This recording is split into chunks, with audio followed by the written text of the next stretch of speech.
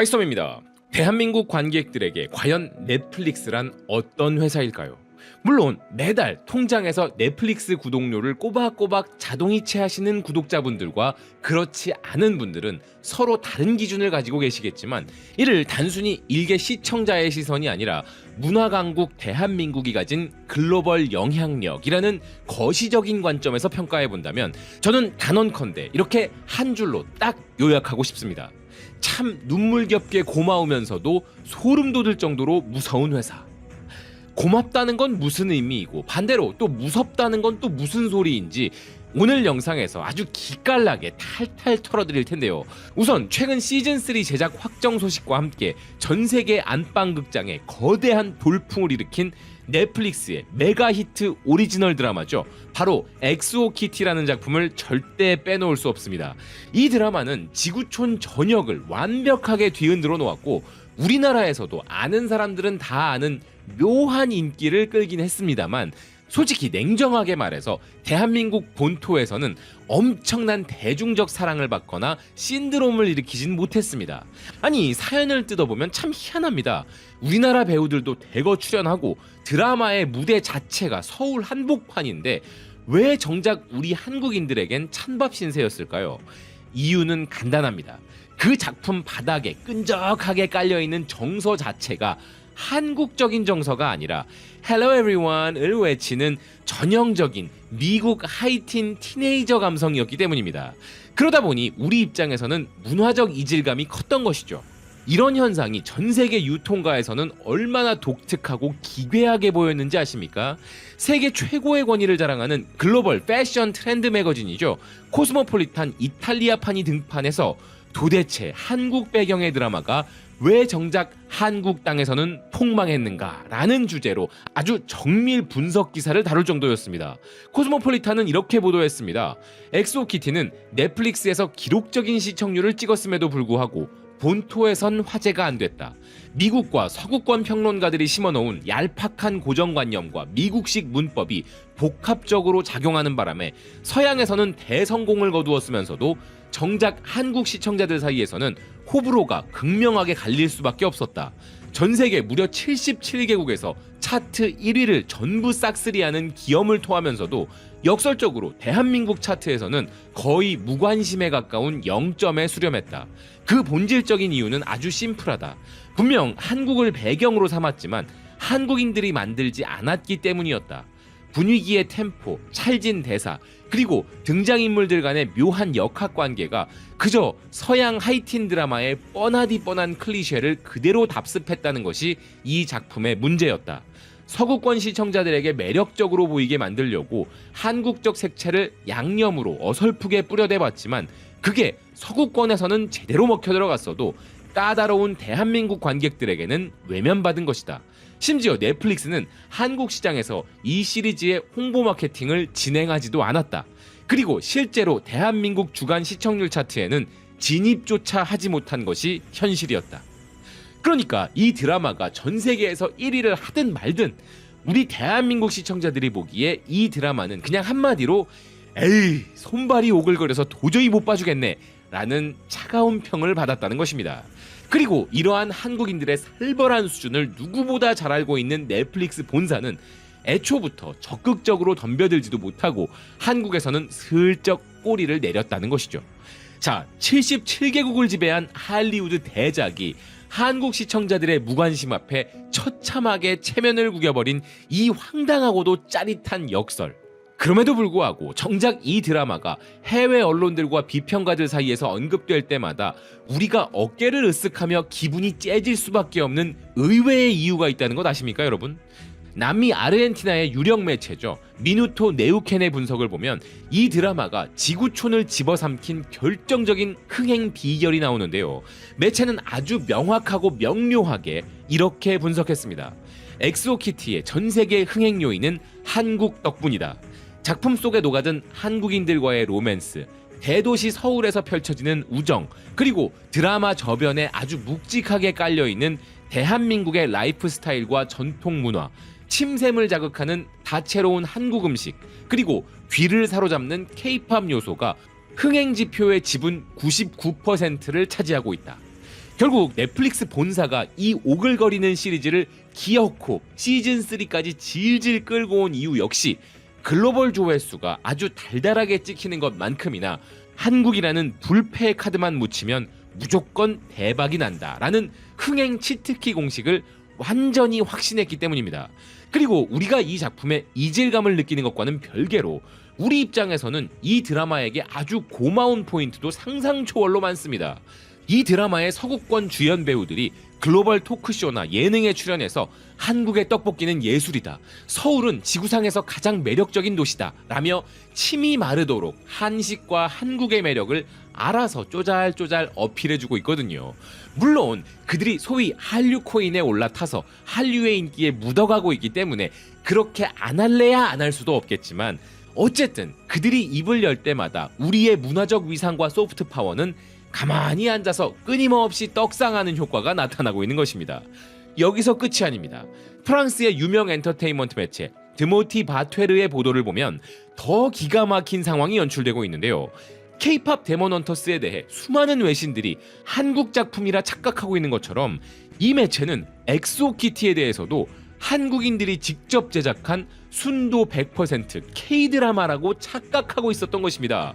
아니, 미국 할리우드 스태프들이 뼈 빠지게 만들고 돈도 미국이 다 됐는데 전 세계 시청률 1위를 찍은 그 영광은 엉뚱하게도 대한민국에게 돌아온 것이죠. 매체는 과연 콘텐츠의 신 대한민국이 만든 작품답다라며 메이드 인 코리아라는 브랜드의 국가적 프리미엄에 주목했습니다.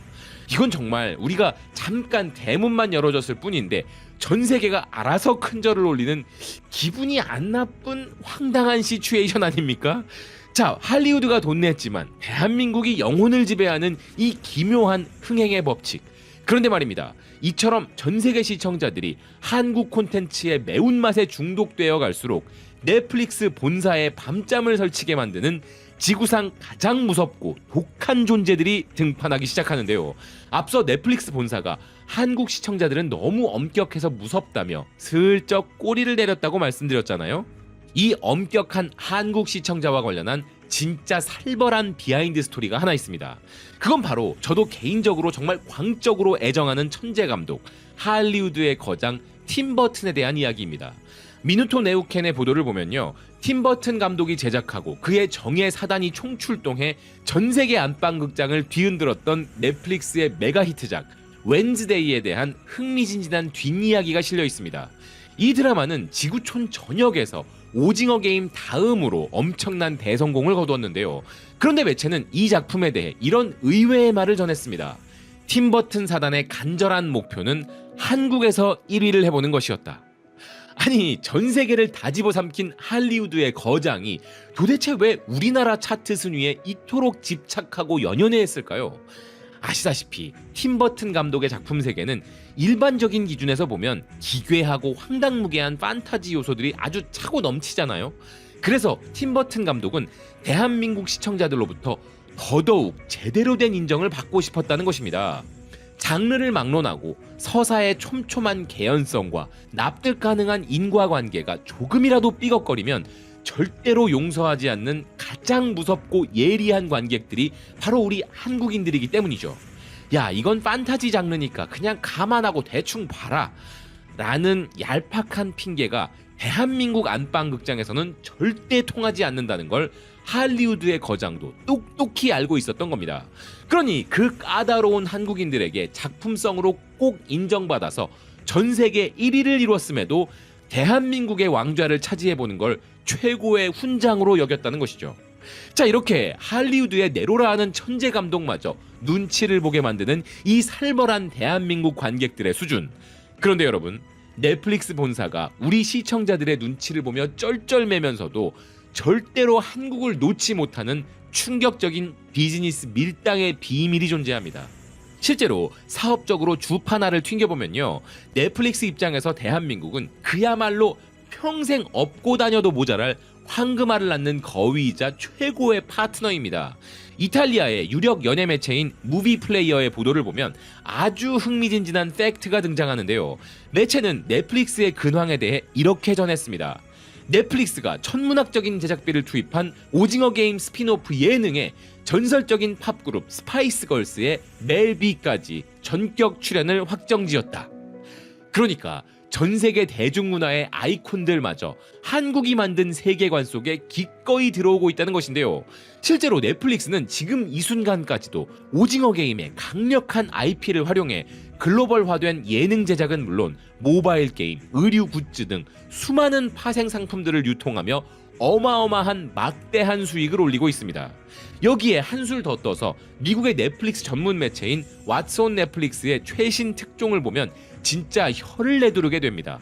일명 예능판 오징어 게임이라 불리는 대한민국의 메가히트 서바이벌 예능이죠. 바로 피지컬 100 시리즈도 넷플릭스가 아주 야무지게 우려먹고 있다는 것인데요. 매체에 따르면 그 구체적인 내용은 이렇습니다. 원래 피지컬 100 시리즈와 피지컬 아시아는 대한민국 제작진의 손에서 탄생한 작품들이다. 하지만 넷플릭스는 이 한국의 오리지널 IP 포맷을 그대로 가져다가 이탈리아, 멕시코, 스웨덴 그리고 미국 버전의 피지컬 100 현지 제작에 전격 착수했으며 곧 순차적으로 공개할 예정이다. 와, 그러니까 지금 넷플릭스는 대한민국 예능 유전자가 없으면 콘텐츠 창고가 텅텅 비어서 아주 굶어 죽을 뻔했다는 것이죠. 아니, 그래도 뭐 우리가 넷플릭스한테 이용만 당하고 손해만 보았느냐? 당연히 그건 아니죠. 글로벌 판만 제대로 깔아준다면 우리나라 창작자들과 기획자들이 어느 정도까지 잠재력을 폭발시킬 수 있는지, 그리고 그들이 얼마나 천재적인 인재들인지를 제대로 증명해준 것이 바로 넷플릭스이기 때문입니다.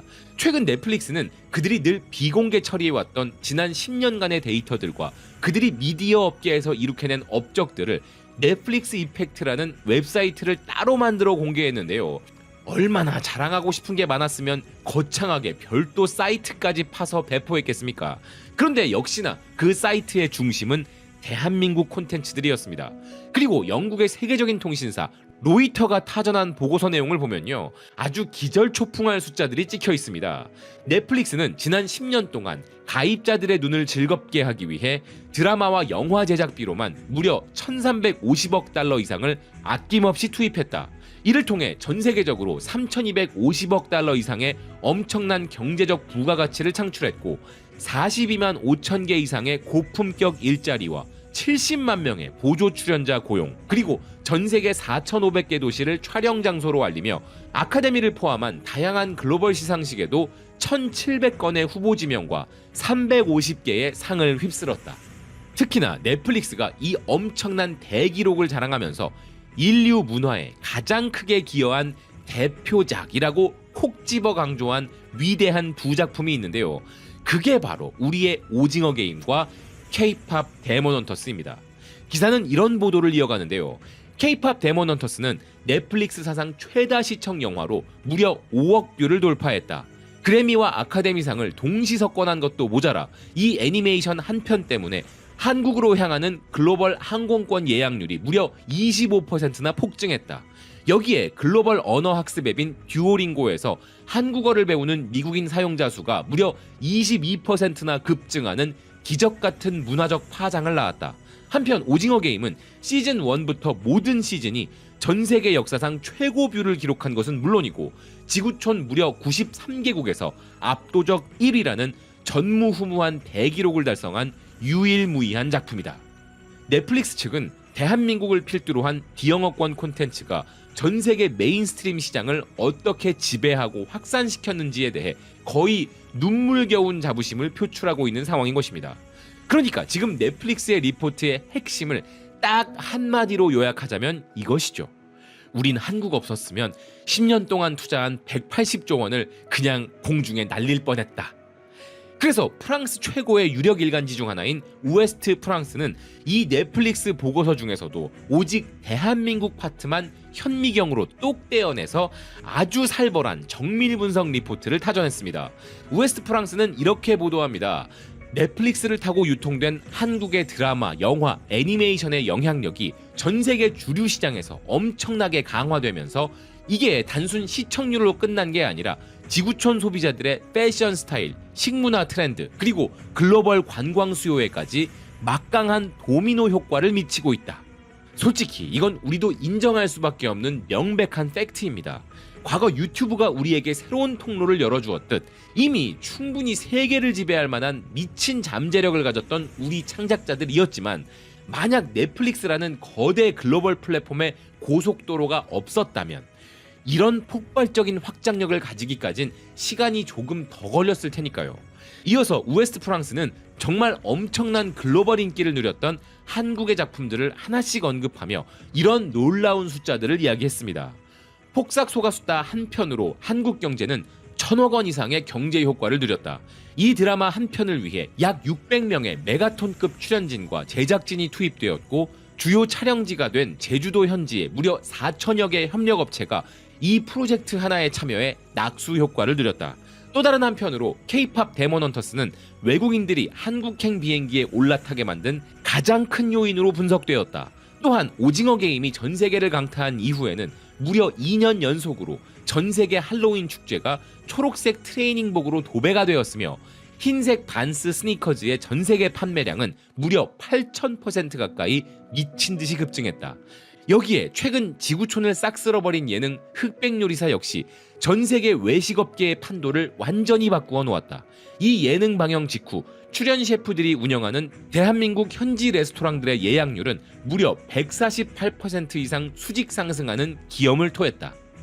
이처럼 넷플릭스가 그들의 한국 오리지널 드라마들을 제작하여 엄청난 돈을 벌어들이는 사이에 우리는 또 우리대로 우리의 문화 영토를 전 세계로 확장시켜버린 것이죠.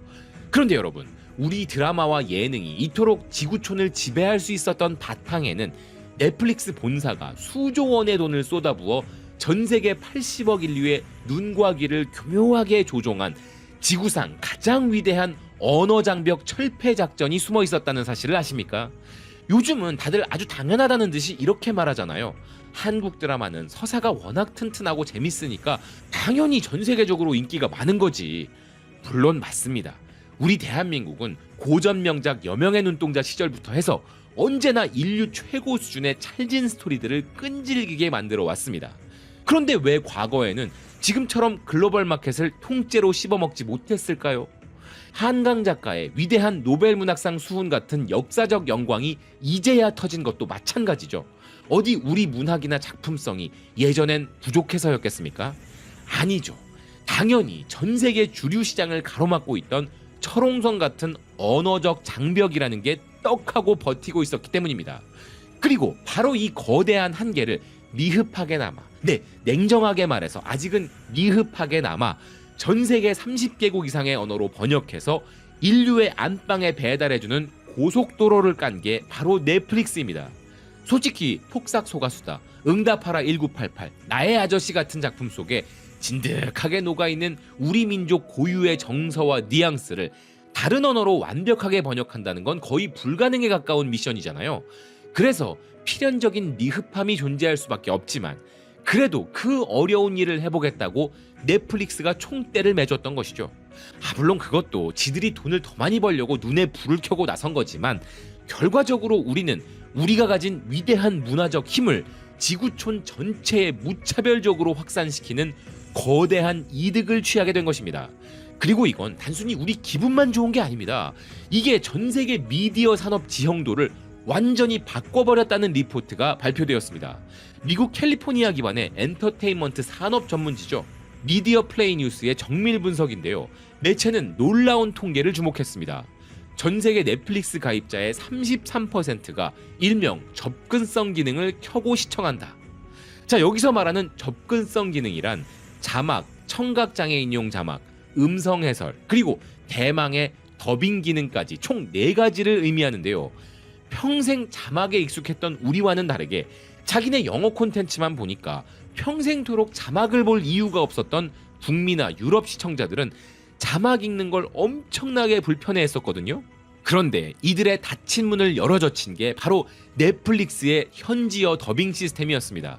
그리고 기사는 바로 이러한 세계 OTT 산업의 역사적인 대격변을 이끈 주인공이 대한민국이라고 명확히 지목했습니다. 매체는 이런 기절초풍할 데이터를 내놓았는데요.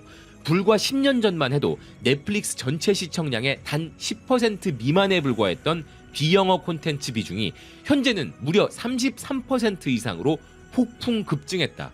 지난해 기준으로는 전체 가입자의 무려 70%가 자국이 아닌 타국의 콘텐츠를 교차 소비하고 있다. 넷플릭스는 현재 30개 이상의 언어로 실시간 자막과 더빙을 쏟아내고 있는데 오징어 게임은 자막을 켜고 보는 시청자들 사이에서 압도적인 최다 시청작으로 당당히 집계되었다. 또한 웬즈데이와 함께 폭삭 소가수다 역시 더빙과 음성 해설 기능을 애용하는 전 세계 가입자들 사이에서 차트 1위를 싹쓸이했다. 여러분, 넷플릭스가 언어의 장벽이라는 존재를 지구상에서 완전히 지워버리겠다고 감행한 이 위대한 노력의 한복판에 언제나 대한민국 콘텐츠가 메인 허브로 자리 잡고 있는 것입니다. 과거 비영어권 작품들의 제작 조건은 맨날 이런 비굴한 기준이었죠. 이거 영어권 시장에서 통할 수 있겠어? 하지만 이제는 이렇게 완전히 달라졌습니다. 얼마나 자연스럽게 전 세계 사람들이 자막과 더빙으로 콘텐츠를 소비하게 만들 것인가. 이처럼 주체적인 패러다임으로 판이 완전히 뒤집혀버린 것입니다. 봉준호 감독님이 전 세계에 날렸던 1인치 자막의 장벽이라는 전설의 멘트가 대한민국의 오리지널 서사와 넷플릭스 기술력의 합작으로 전 세계 대중문화 시장의 장벽을 무자비하게 깨부수며 글로벌 팬덤 구조에 완벽하게 최적화된 상태로 체질 개선을 끝마친 것입니다. 자, 1인치의 장벽을 부수고 전 세계 80억 인류의 안방 극장을 우리 언어와 서사로 정복해 나가는 이 위대한 신화.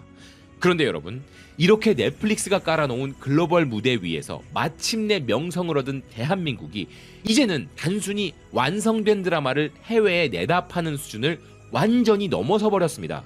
이탈리아의 글로벌 방송산업 전문 유력 매체죠. 포맷 비즈가 아주 소름 돋는 특종 리포트를 타전했습니다.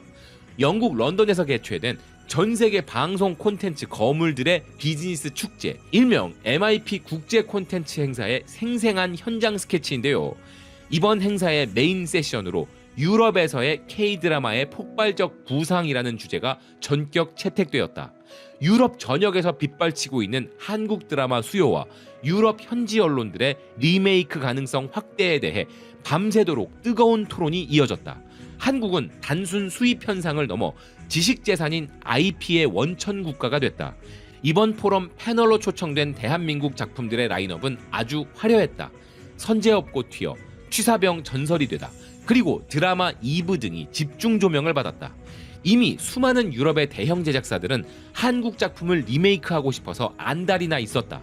하지만 그들은 한국 특유의 촘촘한 판권 확보 절차를 이해하는데 어려움이 있었고 적절한 파트너를 찾지 못하여 초조해하고 있었다.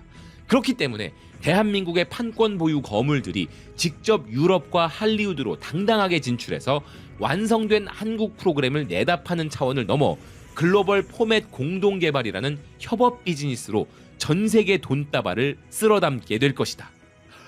정말 웅장한 전망 아닙니까, 여러분? 비영어권 국가가 전 세계 지식 재산권을 쥐락펴락하는 드라마 글로벌 허브 국가가 된다는 것. 이건 진짜 인류 문화사에 단 한 번도 존재한 적이 없던 전무후무한 기적입니다. 원래 이 구역은 미국과 영국이 독점하던 곳이잖아요. 그런데 지금 그 불멸의 세계사 패러다임을 우리 대한민국 창작자들이 완전히 새로 쓰고 있는 것입니다. 미국에서 우리 작품이 리메이크되면 우리 언론들이 대대적으로 보도해서 잘 알지만 사실 중동의 미디어 맹주인 튀르키예, 남아시아의 최강자 인도, 그리고 아프리카의 문화 지배자인 나이지리아까지 이미 수많은 국가들이 한국 드라마를 정식 리메이크해서 자기네 차트 1위를 찍고 있다는 것은 우리만 모르는 살벌한 팩트입니다. 물론 정당한 판권 계약도 없이 불법으로 훔쳐다가 짝퉁으로 전 세계에 유통시키는 얌체 같은 중국 녀석들도 빼놓을 수는 없겠지만요. 아무튼 이제는 우리의 원천 지식재산 자체가 스스로 엄청난 달러를 벌어들이고 그 자본이 다시 국내에 더 훌륭한 명작을 탄생시키는 완벽한 선순환 경제 구조가 창출된 것입니다. 과거 이런 국제 비즈니스 포럼에 가면 구석 자리에 앉아 눈치나 보던 변방의 구매자였던 대한민국이 이제는 전 세계의 거물들이 판권을 사가기 위해 줄을 서는 절대 가배 국가로 OTT 산업 생태계 전반을 지배하기 시작했습니다. 그러니 이런 판을 깔아주고 우리 우수성을 전 세계에 알린 파트너 넷플릭스의 공로는 인정해야 합니다. 가끔은 한국 창작 시장을 독점해 나가는 그들의 독주가 무섭고 얄밉기도 하지만 우리를 글로벌 마켓의 허브로 등극시켜준 고마움이 아직은 좀 더 큰 게 사실이니까요. 하지만 우리 민족은 여기서 만족할 인종이 절대 아닙니다.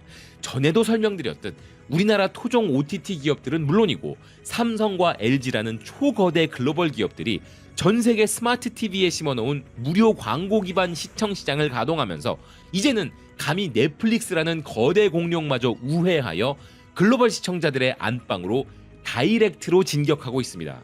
이렇게 넷플릭스를 거치지 않고 한국의 TV 프로그램을 직접 보고자 하는 전 세계 시청자들의 이 눈물겨운 열망에 대한 대격변의 시나리오는 다음 시간에 제가 아주 기깔나게 또 털어드릴 테니까 기대하셔도 좋습니다. 여러분, 우리나라가 전 세계를 놀라게 하며 방산 강국이 된 비결에는 단순 무기의 성능이나 가성비만 있었던 게 아니었죠. 기존 방산 시장의 패러다임을 통째로 바꿔버린 압도적인 납기 속도와 미친 기술력이 존재했기 때문이었습니다. 이와 완벽하게 마찬가지로 문화산업에서도 대한민국은 전 세계가 지금껏 보지 못한 새로운 패러다임을 창조해내고 있습니다. 그러니 이제 대한민국은 문화 강국임과 동시에 지구촌 유일의 문화 메인 허브로 웅장하게 성장하고 있다는 생각입니다. 시청해주셔서 고맙습니다. 또 뵙겠습니다.